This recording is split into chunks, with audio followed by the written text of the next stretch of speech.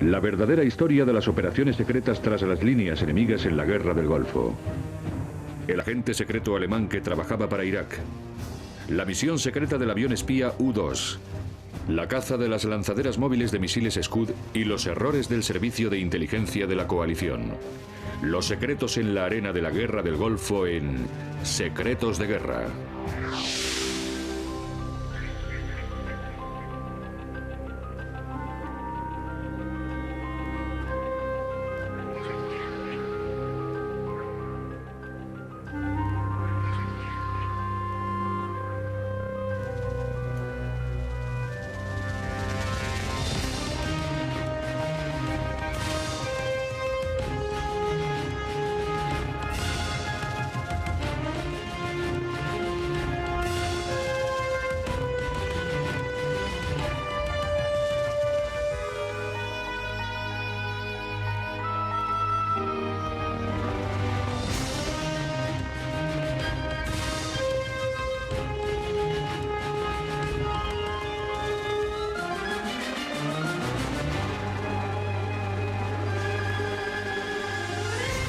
Secretos de Guerra.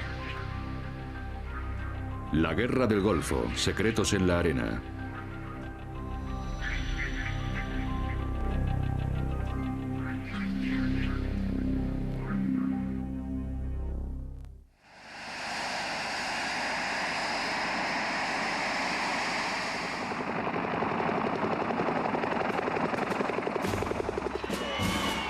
Los desfiles que siguieron a la Guerra del Golfo Pérsico en 1991 celebraban algo único en la reciente historia de Estados Unidos. Una victoria militar. La Operación Tormenta del Desierto trajo consigo un estallido de cariño y respeto hacia el ejército americano que no se había visto desde la Segunda Guerra Mundial. Ello parecía reivindicar la enorme y costosa modernización de la defensa durante los años 80 y reafirmar la condición de Estados Unidos como única superpotencia mundial. La campaña para expulsar al ejército de Saddam Hussein de Kuwait fue breve, con poquísimas bajas por parte de la coalición. Se podría decir que transmitía buenas vibraciones. Pero el legado de aquel conflicto es infinitamente más complejo. Lo que en su día se celebró como una victoria sobre el mal personificado, quedó disminuido por la continuidad del dictador iraquí al frente del poder.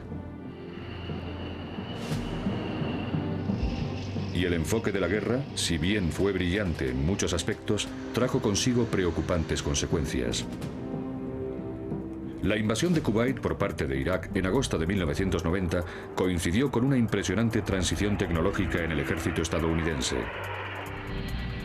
Estos sofisticados sistemas de armamento e información, originalmente diseñados para su uso en el frío y la niebla de Europa Central, recibieron su bautismo de fuego en el viento de los desiertos del Golfo Pérsico.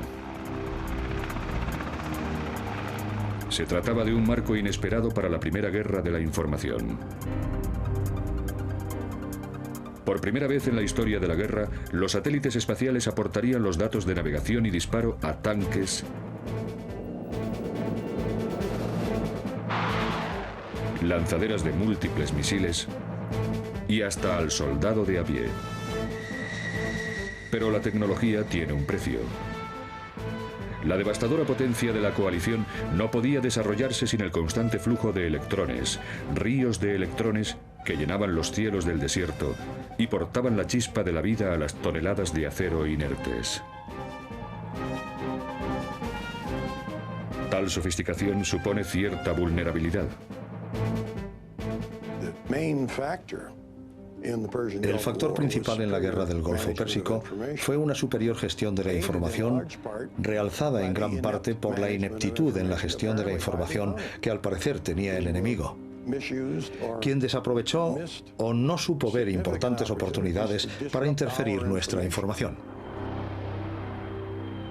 Las fuerzas estadounidenses y de la coalición se pasaron más tiempo recabando, evaluando y distribuyendo información que luchando. Desde tropas de las fuerzas especiales que operaban tras las líneas enemigas, hasta los aviones de reconocimiento que sondeaban las capas más altas de la atmósfera, la guerra giraba en torno a la búsqueda fundamental de información. Incluso las fuentes más primitivas formaron parte del esfuerzo. Aquí, en las entrañas de la Biblioteca del Congreso en Washington, D.C., había información crucial oculta. Datos que necesitaba el general Norman Schwarzkopf para planificar el famoso gancho izquierdo, o maniobra Ave María, en la guerra por tierra. Este plan secreto llevaría al grueso de las fuerzas de la coalición por las áridas tierras del sur de Irak. El mando central de Estados Unidos, el mando militar responsable de la seguridad en el Golfo Pérsico, necesitaba información sobre el terreno por el que cientos de carros blindados tendrían que maniobrar. La posibilidad de que los tanques Abrams de 50 toneladas se hundiesen en la arena amenazaba con echar abajo todo el plan, y las imágenes del satélite eran de una utilidad limitada. La Biblioteca del Congreso cuenta con la mayor colección de mapas del mundo, con un total de unos 4,6 millones de temas y 60.000 atlas. Tenemos una cobertura mundial que va desde el siglo XIV hasta el presente. Durante 3 días, un grupo no identificado de empleados del gobierno hojeó antiguos manuscritos arqueológicos. Mapas, informes petrolíferos, todo lo que pudiera desvelar los secretos del suelo de un desierto a miles de kilómetros de distancia. Estaban interesados en los mapas de nuestra colección sobre Oriente Medio, mapas a gran escala, mapas topográficos, y en ellos aparecían 6 clases de vegetación, lo cual era una pista sobre el subsuelo. Los datos encontrados en los antiguos manuscritos y en los mapas quedaron confirmados más tarde por las fuerzas especiales sobre el terreno. La operación Gancho Izquierdo siguió tal y como se había planeado. A veces la percepción puede distorsionar la información o inutilizarla. Saddam Hussein interpretó mal la reacción de Occidente a su ocupación de Kuwait. Había amenazado los intereses vitales de la única superpotencia mundial. Luego concedió a sus adversarios un cómodo plazo de casi 6 meses para desplegar y aclimatar a casi 500.000 de soldados. Ello supuso el despliegue de la mayor fuerza armada y mecanizada desde la Segunda Guerra Mundial. Sin embargo, el dictador iraquí ni se inmutó. Veía a los Estados Unidos como un enemigo tecnológicamente superior, pero mermado psicológicamente por los demonios de Vietnam. En su opinión, el público norteamericano pegado a sus televisores no tendría estómago para soportar la sangrienta realidad de la guerra una vez iniciado el combate por tierra.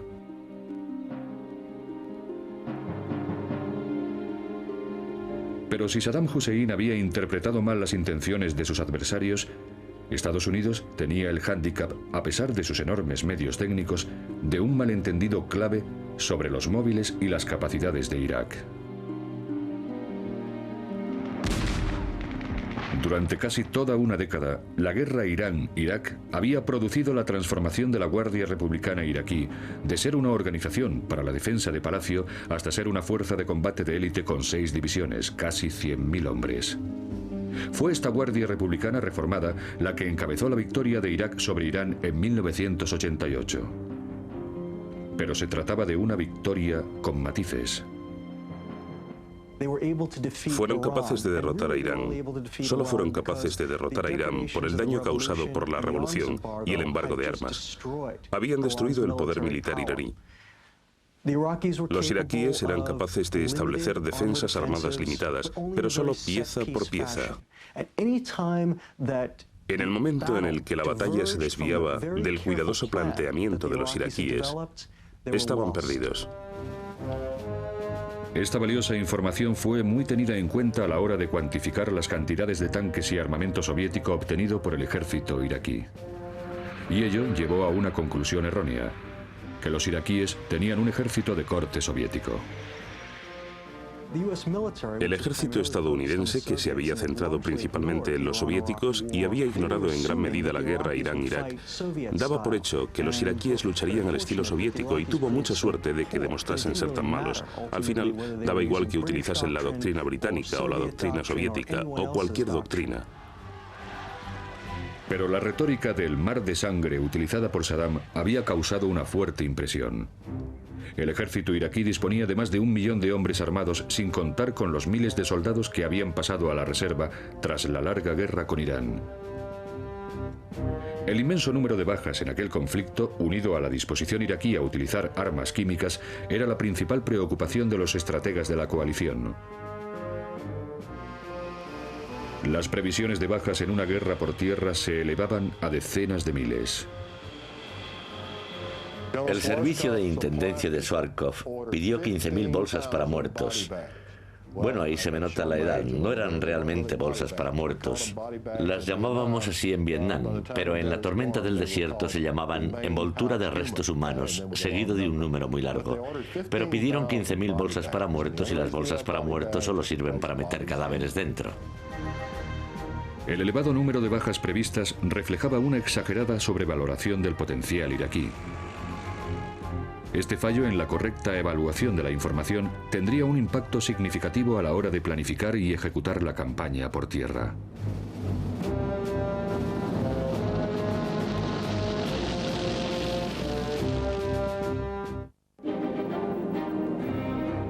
La invasión de Kuwait por parte de Irak el 2 de agosto de 1990 fue la primera prueba real para los servicios de inteligencia tras la Guerra Fría.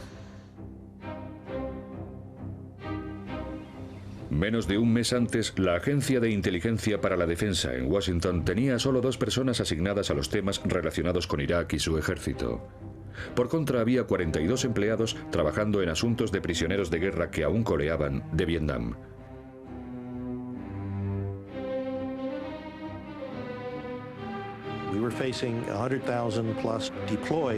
En agosto de 1990 nos enfrentábamos a más de 100.000 soldados iraquíes y nosotros habíamos desplegado exactamente 0.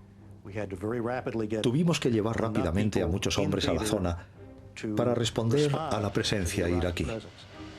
Solo entonces empezaron a llegar los servicios de inteligencia y apoyo, de modo que, en muchos aspectos, estuvieron operando a ciegas durante aproximadamente 2 meses. Los esfuerzos por organizar un aparato de inteligencia en Arabia Saudí como apoyo al CENTCOM estuvieron plagados de dificultades. Uno de los problemas más inmediatos fue la insuficiente capacidad de telecomunicaciones. La Agencia de Inteligencia para la Defensa incluso pensó en alquilar horas de los satélites de la Unión Soviética como solución. La información de inteligencia absorbe un montón de la capacidad del satélite. Estás enviando imágenes. No estás enviando voz, sino imágenes. Y eso requiere una cantidad inmensa de tiempo y espacio en el satélite. Al final hicieron unos apaños y no tuvieron que alquilar nada, pero dijeron que lo pensaron muy en serio.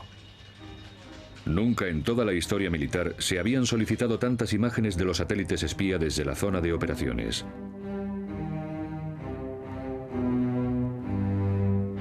Si bien antes estaban restringidas a la cúpula del poder en Washington y a los altos mandos militares, ahora las imágenes vía satélite eran transmitidas en grandes cantidades desde la CIA directamente hasta el cuartel general del CENTCOM en Riyadh, Arabia Saudí.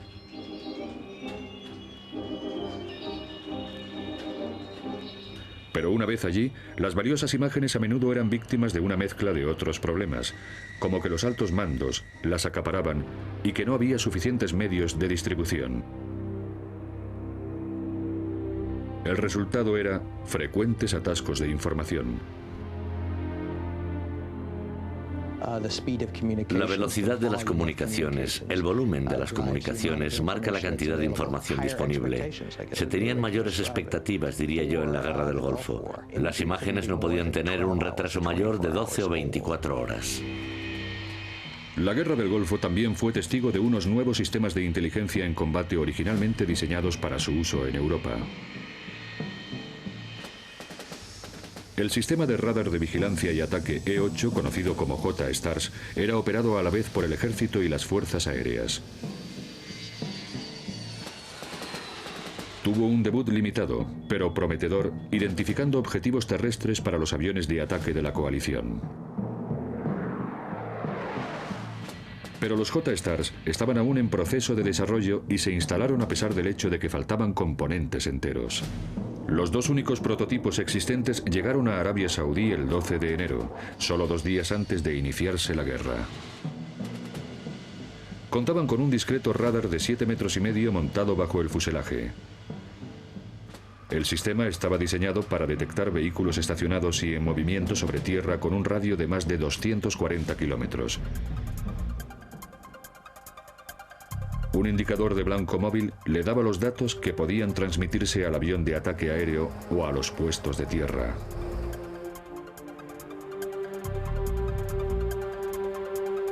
Pero en las condiciones operativas del Golfo, los J-Stars no distinguían entre vehículos con ruedas y tanques, ni podían aportar datos exactos sobre los blancos a los aviones o a las tropas de tierra. Nos decían que había una gran cantidad de vehículos en una zona determinada, pero solo nos decían que eran indicadores de blancos móviles. No teníamos ni idea de qué eran. Muchas veces resultábamos ser nosotros. Nos llamaban y nos informaban de nuestra posición y nosotros les decíamos, gracias, ya lo sabemos. Pese a todo, los J-Stars fueron muy valiosos.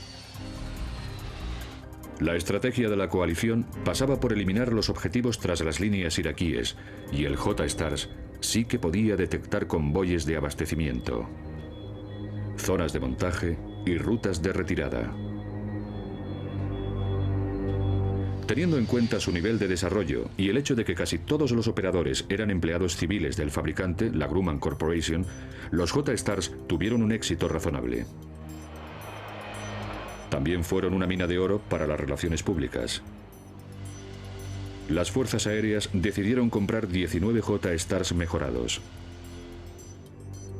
Con millones de dólares en juego, el verdadero héroe de la guerra aérea pasó desapercibido. El venerable avión espía U-2 de la Lockheed. Tras la guerra, los J-Stars recibieron mucha publicidad y muchas alabanzas por sus indudables éxitos. Seguía siendo un sistema en desarrollo y las fuerzas aéreas buscaban fondos para su producción de aviones, de modo que les interesaba publicitar sus éxitos tanto como el fabricante. El U-2, sin embargo, no recibió mucha publicidad de las fuerzas aéreas. Es más, algunos de sus sensores seguían siendo secretos. El papel desempeñado por el U-2 en el Golfo marcó la evolución de lo que en su día fue un símbolo de la Guerra Fría hasta convertirse en una plataforma de inteligencia táctica sin parangón. Si bien la estructura del avión en sí era bastante normal, los sensores que transportaba eran sin duda de alta tecnología.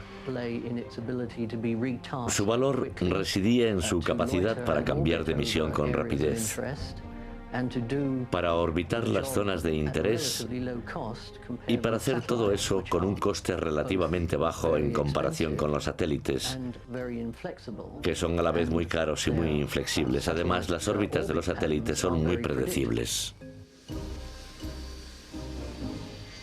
Originalmente diseñado a finales de los años 50 para sobrevolar la Unión Soviética con potentes cámaras, el U-2 se transformó en un camión de inteligencia modular de altos vuelos. Con una velocidad de solo 690 km por hora, operaba a alturas extremas, con un radio de más de 5.000 kilómetros. Sus distintos sensores podían cubrir una zona de 180 kilómetros de ancho y de más de 5.000 kilómetros de largo en una sola misión. Durante la Guerra del Golfo se utilizaron hasta 12 U-2 con una mezcla de 5 paquetes de sensores. Estos iban desde cámaras electro-ópticas hasta un equipo de señales para escuchas y comunicaciones. Los datos electrónicos podían transmitirse digitalmente a satélites o puestos de tierra casi en tiempo real. A petición de los estrategas del CENTCOM, también se incorporaron cámaras tradicionales. Estas cámaras aportaban una cobertura amplia y telescópica de las posiciones iraquíes y otros blancos. La cámara H2 con su lente plegable de 66 pulgadas fue rescatada de la jubilación. De todos los sensores del U-2, Probablemente el más utilizado fue su sistema especial de radar, que podía producir mapas terrestres de enorme detalle bajo cualquier condición atmosférica, para luego transmitirlos a las estaciones de recepción móviles. En uno de los secretos mejor guardados de la guerra, el U-2 llegó a apoyar a los J-Stars, que utilizaban su indicador de blancos móviles para seguir a los vehículos iraquíes por tierra. Los J-Stars pedían al U-2 que con su radar de alta resolución crease un mapa de la zona. Esta asombrosa e improvisada combinación aportó algunos de los datos más valiosos para las fuerzas de la coalición.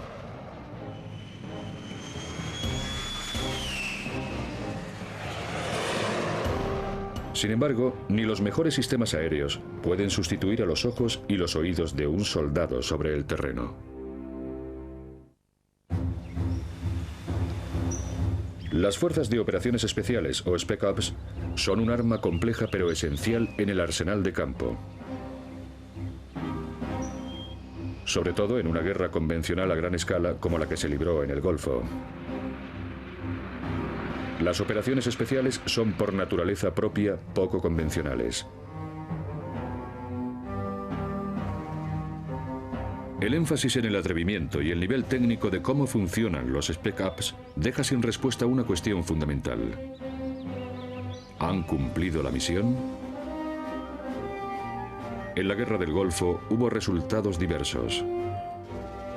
Las fuerzas de operaciones especiales llegaron en un principio a Arabia Saudí para adiestrar a los miembros de la coalición árabe.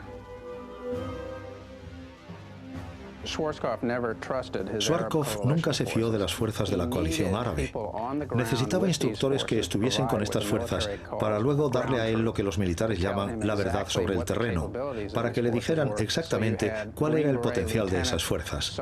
De modo que había tenientes de los boinas verdes, sargentos, capitanes y mayores en muchos casos, junto a coroneles árabes, generales, susurrándoles al oído en su propio idioma y asegurándose de que todos iban a cantar la misma canción al atacar. Los equipos de operaciones especiales de Estados Unidos e Inglaterra también llevaron a cabo misiones de inteligencia tras las líneas enemigas. En este aspecto, su éxito quedó ensombrecido por el secreto.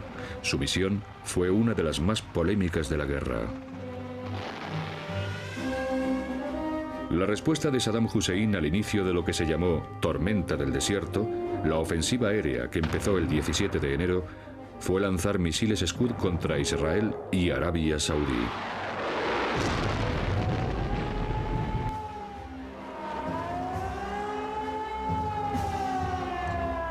Estos ataques, si bien militarmente insignificantes, amenazaron con desestabilizar a la frágil coalición, sobre todo si Israel decidía entrar en la guerra como venganza contra Irak. Las misiones de reconocimiento aéreo habían localizado mucho antes a las lanzaderas fijas del oeste de Irak y fueron uno de los objetivos prioritarios en la primera oleada de ataques aéreos. Fueron las lanzaderas móviles de misiles Scud menos de 25 las que crearon tanta disputa. También afectarían directamente al papel de las operaciones especiales. El ataque de los Scud tuvo un tremendo valor psicológico, sobre todo para Saddam Hussein. Hizo cundir el pánico en un país entero, y cuando cundió el pánico entre los israelíes, sus líderes políticos y militares empezaron a ejercer una presión increíble sobre la Casa Blanca y el Pentágono para eliminar esos Scud. La idea de utilizar las fuerzas de operaciones especiales para buscar a los esquivos misiles no era del agrado de Schwarzkopf. No se fiaba de los llamados come serpientes. La desconfianza hacia las operaciones especiales es algo cultural, es casi algo histórico entre los militares estadounidenses. La mayoría de las guerras libradas por Estados Unidos pueden describirse de forma muy simple. Son violentas y con una gran superioridad. En ese aspecto, Schwarzkopf era producto del pensamiento tradicional de los militares. Por otro lado, el teniente general Sir Peter de la Villiers, jefe de las fuerzas británicas destinadas en el Golfo, veía el problema de los Scud como una excelente oportunidad para la participación de las operaciones especiales. Había sido durante mucho tiempo miembro del SAS, el Servicio Aéreo Especial, que había servido de modelo para las fuerzas especiales de Estados Unidos. Creo que se las arregló para convencer a Schwarzkopf de que sería una buena idea. Basándose en la experiencia de la Villiers, Schwarzkopf confió en su palabra y así empezó la intervención de las fuerzas especiales. Recuperando la fama de los grupos del desierto de largo alcance en la Segunda Guerra Mundial, 5 equipos británicos se infiltraron por la frontera iraquí en enero de 1991. Uno de esos equipos pertenecía al Escuadrón A del Regimiento 22 del SAS. No mostramos sus rostros por motivos de seguridad. La misión era muy clara: salir ahí, buscar, localizar y destruir todo lo que podáis encontrar en vuestra zona de operaciones, que por cierto era casi del tamaño de Escocia. Pero lo más importante de esa zona, el suroeste de Irak, era que en aquel momento empezaba a ser la plataforma de lanzamiento, por así decirlo, de los Scud contra Arabia Saudí e Israel.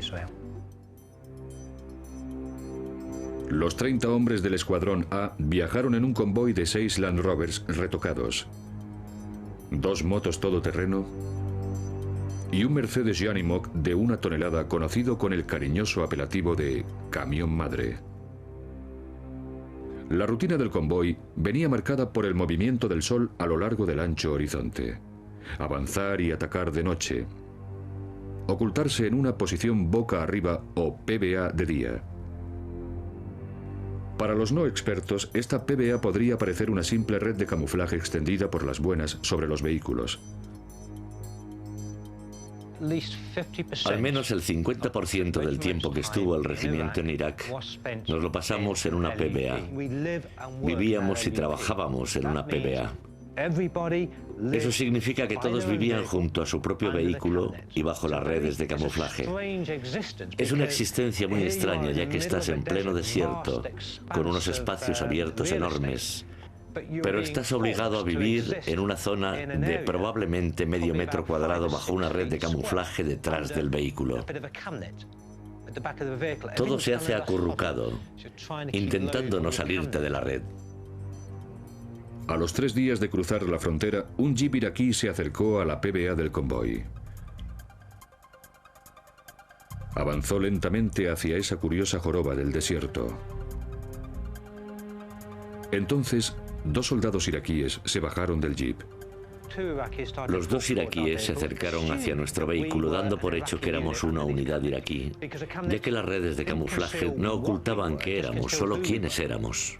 Al llegar a las redes, ambos murieron al instante.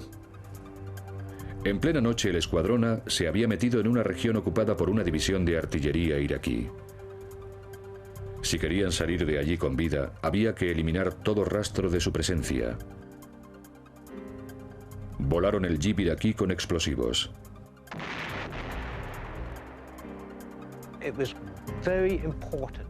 Era muy importante que no quedase rastro alguno de lo sucedido. Eso significa que los cadáveres, las manchas de sangre, todo, tenía que desaparecer por completo. Era absolutamente imposible que se hubiesen perdido, pero si conseguían relacionar su desaparición con nosotros, tendríamos problemas. Tras iniciarse la guerra por tierra en febrero, el escuadrón pasó a realizar patrullas diurnas. Colocaron una visible bandera británica junto a los vehículos como precaución contra los ataques de aviones de la coalición. Durante aquellas increíbles 6 semanas, tras las líneas iraquíes, el Escuadrón A atacó un centro de comunicaciones clave llamado Víctor II e informó de las posiciones de los blancos para los ataques aéreos. Fueron felicitados en persona por el general Norman Schwarzkopf.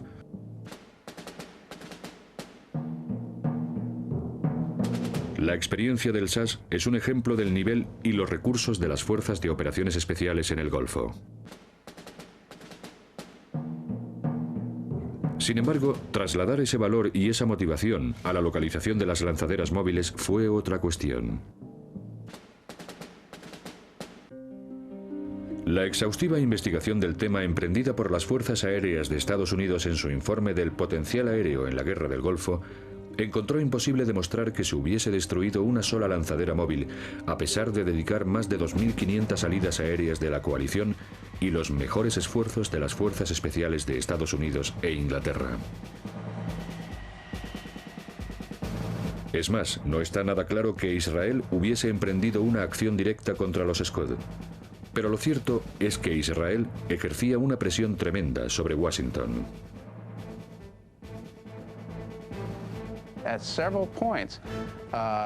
En varios momentos durante los ataques de los Scud, los israelíes hicieron ver a nuestros satélites que tenían a sus misiles con cabezas nucleares listos y esperando en la lanzadera, y que podían atacar. Estas imágenes vía satélite nos muestran las instalaciones secretas de armas nucleares de Israel, situado en Zakaria, a varios kilómetros al sureste de Tel Aviv. Aquí vemos cómo han sacado un misil Jericó 2 de su refugio y está en posición de lanzamiento. Tenían escala de respuesta según los posibles resultados de los ataques con misiles Scud. Y como sabemos, esta escala de respuestas llegaba hasta el uso de armas nucleares. Pero Israel no pensaba atacar a menos que hubiese un gran número de muertes, o si los iraquíes usaban armas químicas.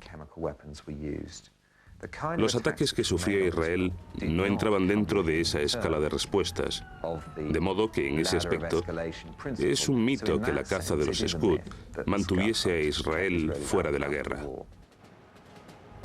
Un impactante e inesperado episodio de la crisis de los Scud salió a la luz por vía de Alemania. En 1990, Jürgen Mohammed Gittler trabajaba en los archivos del Ministerio de Asuntos Exteriores alemán en Bonn. En su calidad de converso al Islam, estaba absolutamente entregado a la causa árabe. En febrero de aquel año, Gittler tuvo un encuentro casual con el agregado militar iraquí en este restaurante del centro. En ese encuentro, Gittler se vanaglorió de poder conseguir documentos secretos. Contaba con la seguridad sorprendentemente escasa del Ministerio de Asuntos Exteriores. Una absoluta falta de seguridad. No entré ahí con una minicámara y una gabardina. Simplemente hice unas fotocopias y las saqué de allí abiertamente. Ya sabe, dentro de mi maletín. En mayo de 1991, tras entregar cientos de documentos secretos durante un periodo de 6 meses, el confiado Gittler fue arrestado con discreción y acusado de espionaje por la Agencia de Contrainteligencia alemana. Tras un juicio secreto, fue sentenciado a 5 años de cárcel. Hasta 1997, no pudo la revista alemana Der Spiegel obtener las transcripciones confidenciales del juicio.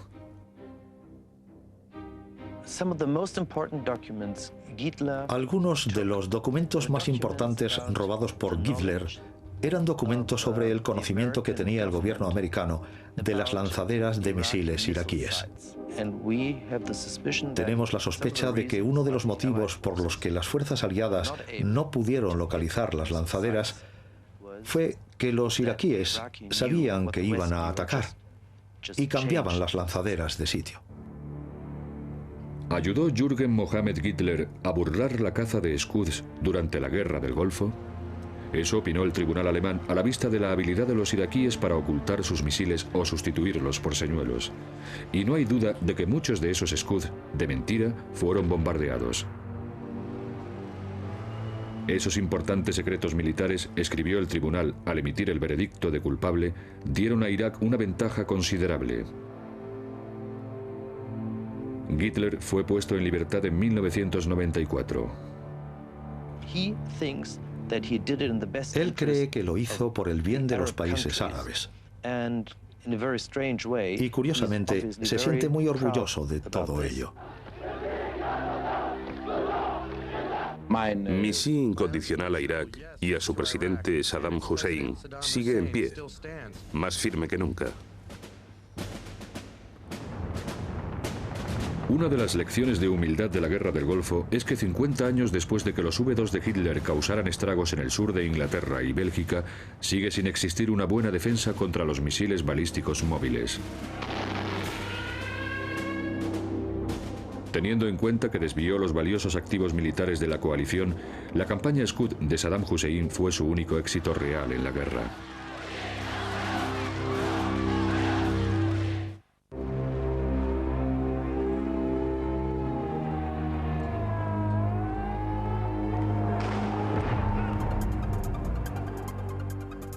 Antes incluso de iniciarse los ataques Scud, los esfuerzos del general Schwarzkopf por planificar la guerra por tierra se habían llenado de frustraciones. El servicio de inteligencia americano había sobreestimado el tamaño y el potencial de las fuerzas iraquíes. Vimos tropas de hasta 540.000 hombres, equipamiento moderno, la famosa Guardia Republicana que era casi invencible. Yo lo llamé un ejército de cuarta fila y al poner eso en mi libro, el ejército americano se enfadó mucho conmigo. Pero así era, ni siquiera eran de cuarta fila. Pero aún así eran un ejército, tenían armas, tenían varios cientos de miles de hombres, pero no eran ni de lejos lo que se decía. Mientras las fuerzas aéreas tenían una campaña muy detallada, la campaña por tierra iba dando tumbos. No conseguían dar con una forma que aceptase todo el mundo para echar a Saddam de Kuwait. El plan preliminar de la ofensiva que había preparado el CENTCOM se basaba en el número de soldados entonces destinados en Arabia Saudí, aproximadamente unos 215.000. Propugnaba un ataque llamado por el centro, directamente a la boca de las defensas enemigas. A nadie le gustó el plan, ni siquiera a Schwarzkopf. El presidente Bush y el secretario de Defensa, Dick Cheney, quedaron horrorizados ante la previsión de bajas. La respuesta de la administración Bush al plan de por el centro fue inmediata y sin ambigüedades. Le preguntaron, ¿qué necesita para hacer un buen plan? Y él contestó, necesito el doble de fuerzas. Las tendrá. Y entonces fue cuando enviaron el 7º Cuerpo desde Albania y otras fuerzas adicionales. Y con la suma de esas fuerzas adicionales, 8 divisiones del ejército y un par de cuerpos de marines, le dieron más opciones al general Schwarzkopf, incluida la del gancho izquierdo. El plan de tierra definitivo disponía de 3 elementos íntimamente coordinados. Operaciones anfibias de despiste en la costa. Un ataque directo de las divisiones primera y segunda de los marines sobre Kuwait. Y un golpe de gracia por parte de los cuerpos del ejército, el 7º y el 18º, que atacarían y rodearían al grueso del ejército iraquí por el oeste. También taponarían las rutas de huida hacia el oeste y destruirían a la Guardia Republicana. Uno de los logros militares más extraordinarios de la Guerra del Golfo tuvo lugar mientras los bombardeos aliados dejaban sin radares a los iraquíes. La coalición envió a más de 250.000 de soldados con 64.000 tanques y otros vehículos a 500 kilómetros hacia el oeste de Arabia Saudí como preparativo para la envolvente del oeste. Este reposicionamiento en masa está considerado como uno de los engaños de mayor éxito en la historia militar.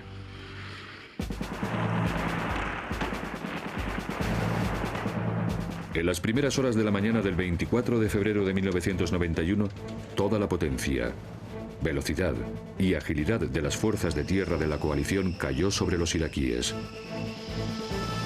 El último acto de la operación Tormenta del Desierto duraría tan solo 100 horas. Menos de 4 días. El éxito de la coalición no sorprendió a nadie. Lo que impactó a los comandantes de Schwarzkopf fue la rapidez del derrumbe iraquí.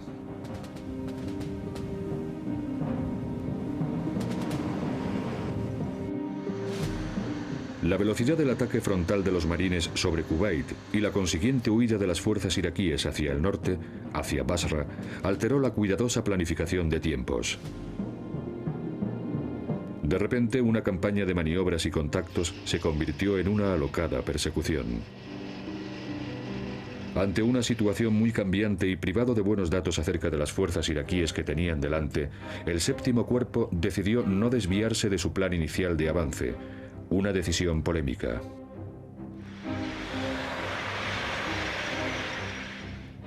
Lo que debía haber sido una demostración de un rápido acorralamiento parecía más bien los radios de una rueda gigante con 5 divisiones perfectamente alineadas.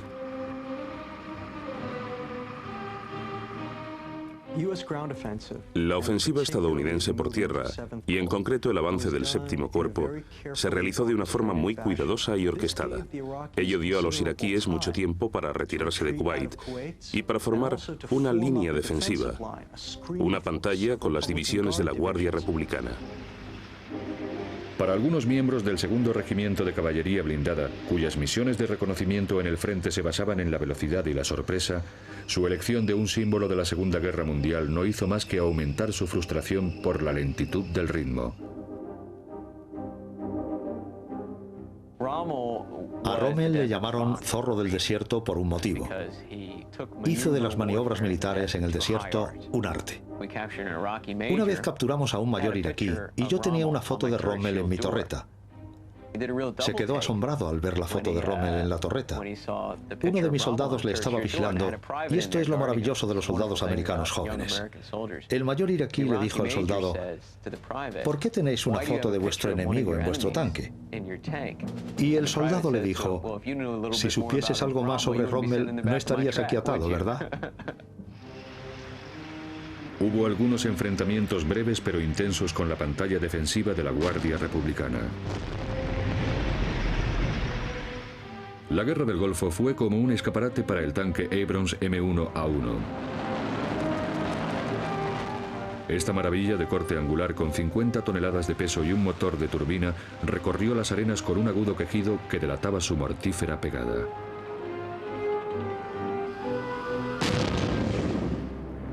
Los Abrams dominaron el combate de tanques. Superó a su contrincante iraquí, el T-72, de fabricación rusa, en todos los enfrentamientos. Su impresionante control de disparo y su sistema de imágenes térmicas permitían a las tripulaciones disparar en movimiento, logrando eliminar su blanco a la increíble distancia de 3.000 metros. Pero el principal elemento responsable de tal grado de destrucción nunca llegó a hacerse público. Si bien formaba parte del arsenal estadounidense desde finales de los años 70, la Guerra del Golfo marcó su debut en combate. No hay coraza que se le resista. Las tripulaciones de los tanques las llamaban balas de plata.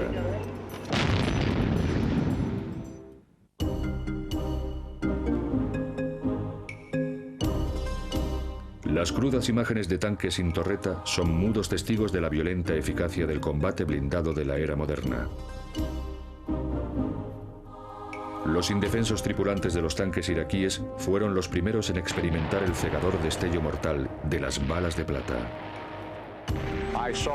Vi un 772 destruido que había desaparecido literalmente como vehículo, dejando un cráter gigante en el camino.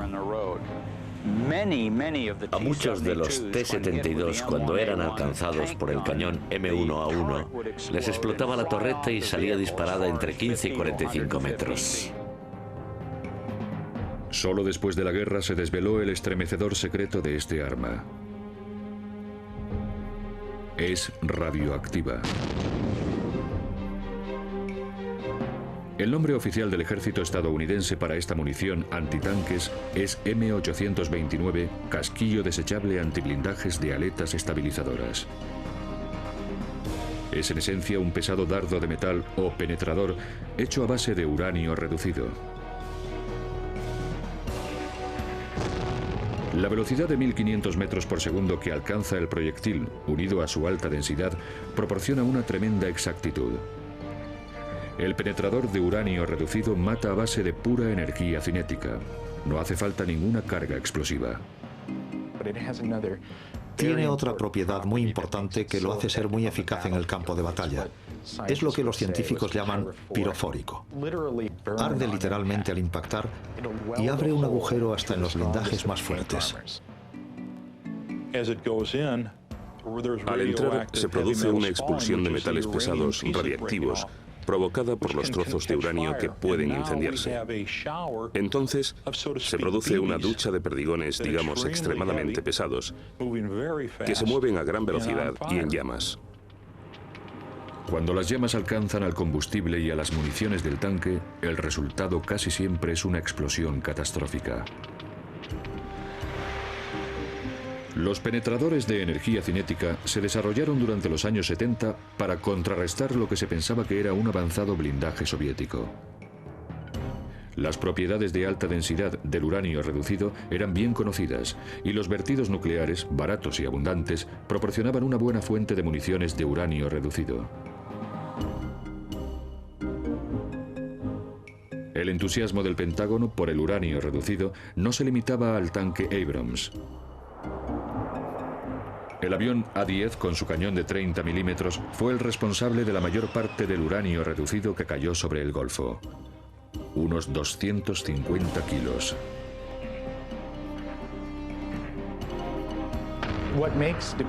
Lo que hace que el uranio reducido sea tan eficaz como arma es justo lo que lo hace tan peligroso para los soldados. Y es que quema al impactar. Suelta partículas oxidadas de uranio que pueden ser inhaladas o ingeridas por cualquiera que entre en contacto con un tanque o búnker que haya sido alcanzado por un proyectil de uranio. Por fortuna para la coalición, los iraquíes no tenían municiones de uranio reducido en 1991. Sin embargo, 8 tanques Abrams y 15 carros de combate Bradley fueron alcanzados por proyectiles de uranio reducido, víctimas del llamado fuego amigo de otros Abrams. 12 tripulantes de los Bradley murieron y 43 resultaron heridos. Durante la recuperación de estos vehículos saltó a la luz el grado de contaminación de uranio reducido en el Golfo. Cuando nuestro equipo de uranio reducido llegó al desierto para empezar a evaluar y limpiar los equipos dañados y destruidos, vimos enseguida que no se habían tomado medidas de precaución, ni se había informado a los soldados de los peligros asociados al uranio reducido. Debido al grado de contaminación radioactiva, 6 de los carros Bradley tuvieron que ser enterrados en la misma Arabia Saudí. Pero, ¿y los soldados? No solo aquellos heridos por el fuego amigo, sino los miles de soldados americanos y de la coalición que pudieron contaminarse en el campo de batalla mientras examinaban los equipos iraquíes destruidos o simplemente inhalaban el penetrante humo. A pesar de los concluyentes análisis realizados por el ejército tras la guerra, el Pentágono restó siempre importancia a la gravedad de las contaminaciones por uranio reducido durante la Guerra del Golfo. Existen indicios de que muchos soldados nunca fueron informados de la posible contaminación por uranio reducido.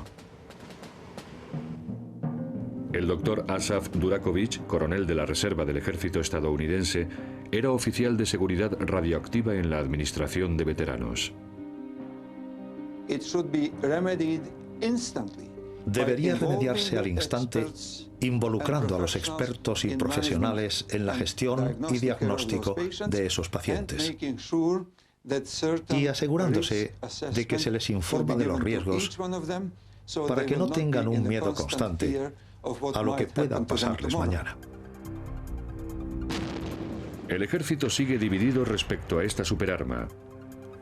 Un programa de formación en uranio reducido ordenado por el Congreso se completó en 1995, pero no se puso en marcha. Para el hombre que fue responsable de transmitir esta información se trata de una misión incompleta. Nos pidieron que terminásemos un trabajo, identificar los problemas, limpiar el desastre y desarrollar la formación que asegure el cuidado médico de aquellas personas que se vieron expuestas a ese peligro de la guerra.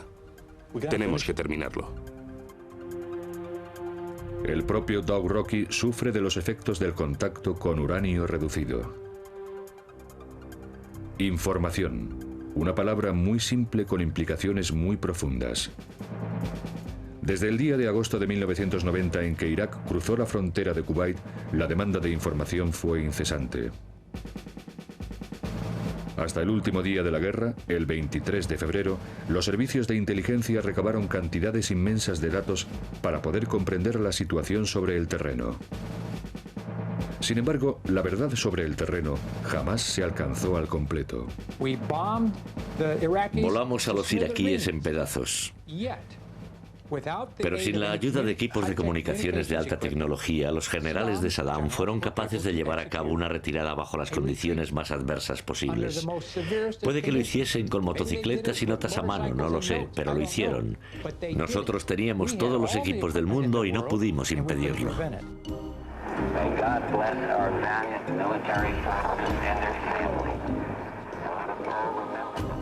Tras 100 horas de combate por tierra, el presidente Bush ordenó el alto el fuego. La Guardia Republicana, los fieles protectores de Saddam Hussein, escaparon para luchar otro día.